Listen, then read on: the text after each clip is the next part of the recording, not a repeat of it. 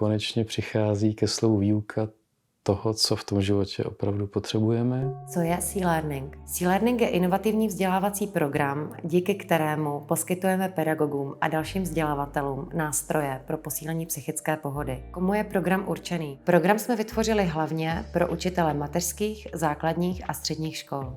Do budoucna plánujeme program rozšířit pro ostatní vzdělavatele, jako jsou zdravotníci a sociální pracovníci. Co je pro mě vlastně C-Learning?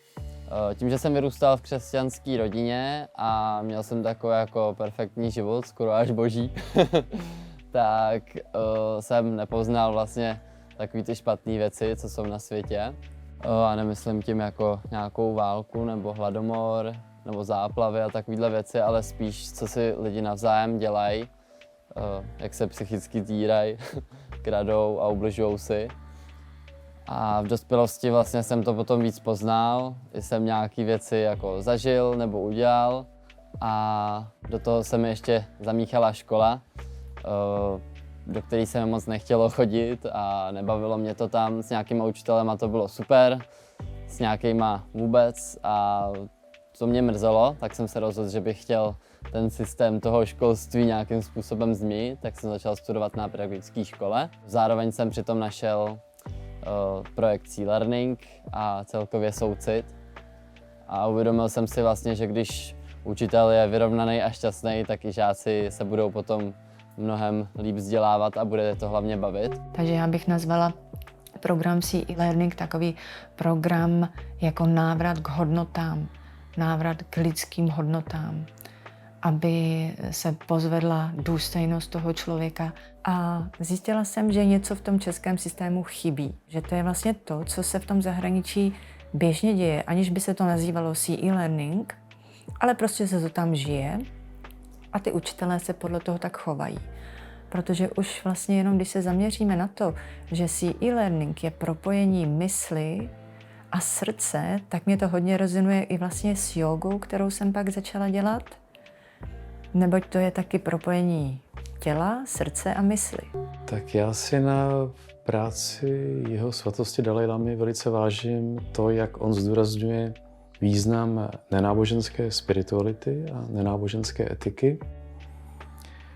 A na to vlastně úžasně reaguje vzdělávací systém C-Learning, kdy vlastně konečně přichází ke slovu výuka toho, co v tom životě opravdu potřebujeme, co je důležité pro život.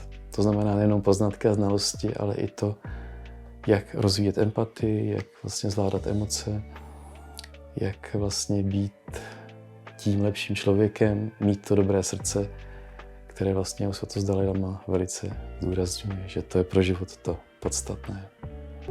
Domácí výuka nám dala velikánskou volnost a v podstatě to sociální cítění tam bylo, naladění se na ty děti. A přesně to jsem potom vlastně našla i v tom programu C-Learning. Po 10 letech, když jsme se vrátili z zahraničí a Saša mi říkala, že zrovna otvírá nový facilitátorský kurz tady pro ten program, tak jsem se proto nadchnula a v podstatě do dneška jsem nadšenec, protože si myslím, že je to nejúžasnější, co vlastně tato doba momentálně má. To dítě se musí cítit bezpečné, právě proto potřebuje toho průvodce, protože to všechno do sebe teprve nasává.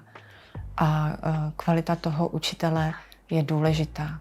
A protože jsem si všiml během života, jak nějaký učitelé zachází s těma žákama, že s nimi vlastně zacházejí jak s robotama, že do nich jenom chtějí nahustit informace a pak je poslat dál.